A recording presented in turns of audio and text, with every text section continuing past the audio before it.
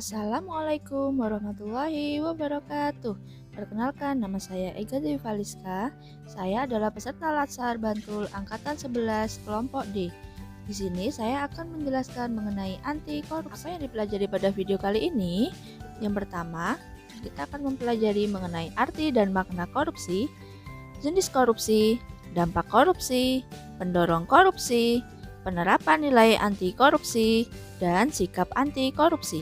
Apa itu korupsi? Korupsi berasal dari kata corruptio yang artinya kerusakan, kebobrokan, kebusukan. Korupsi juga dapat diartikan sebagai penyelewengan atau penyalahgunaan uang negara untuk kepentingan pribadi atau orang lain. Jenis korupsi dapat dibagi menjadi 7. Yang pertama adalah kerugian keuangan negara. Yang kedua, suap menyuap. Yang ketiga, pemerasan. Yang keempat, perbuatan curang. Yang kelima, penggelapan dalam jabatan. Yang keenam, benturan kepentingan dalam pengadaan. Dan yang terakhir adalah gratifikasi. Lalu, apa ya dampak dari korupsi?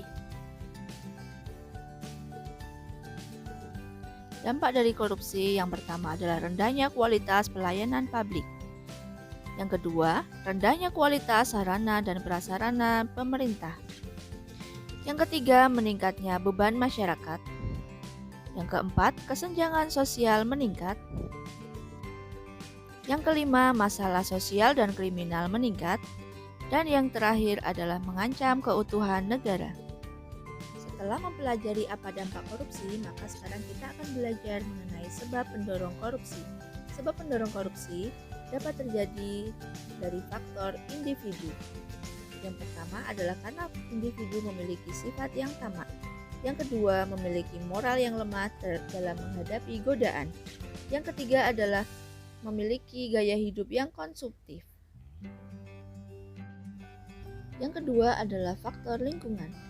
Yang pertama, karena adanya sikap masyarakat yang menghargai seseorang karena kekayaan dan tidak dibarengi dengan sikap kritis dari mana kekayaan itu didapatkan, kurang menyadari bila dirinya terlibat korupsi, dan kurang menyadari bahwa korupsi itu bisa dicegah. Yang kedua, karena ada aspek ekonomi. Yang ketiga, aspek politis. Dan yang keempat adalah aspek organisasi. Terdapat 9 penerapan nilai anti korupsi. Yang pertama adalah kejujuran. Jujur yaitu selalu berbicara dan berbuat sesuai dengan fakta dan tidak melakukan perbuatan curang. Yang kedua adalah kepedulian, yaitu menjaga diri dan lingkungan agar tetap konsisten dengan aturan yang berlaku dan berusaha untuk menjadi teladan dalam menegakkan disiplin, kejujuran, dan tanggung jawab bersama. Yang ketiga adalah kemandirian. Selalu menuntaskan pekerjaan tanpa mengandalkan bantuan dari orang lain. Yang keempat adalah kedisiplinan. Berpegang teguh pada aturan yang berlaku, misalnya terkait dengan disiplin waktu dengan berangkat dan pulang tepat waktu. Yang kelima adalah tanggung jawab. Selalu menyelesaikan pekerjaan atau tugas-tugas secara tuntas dengan hasil yang terbaik. Yang keenam adalah kerja keras, yaitu selalu berupaya untuk menuntaskan suatu pekerjaan dengan hasil yang terbaik. Yang ketujuh adalah kesederhanaan. Selalu berpenampilan apa adanya, tidak berlebihan, tidak pamer, dan tidak ria. Yang kedelapan adalah keberanian.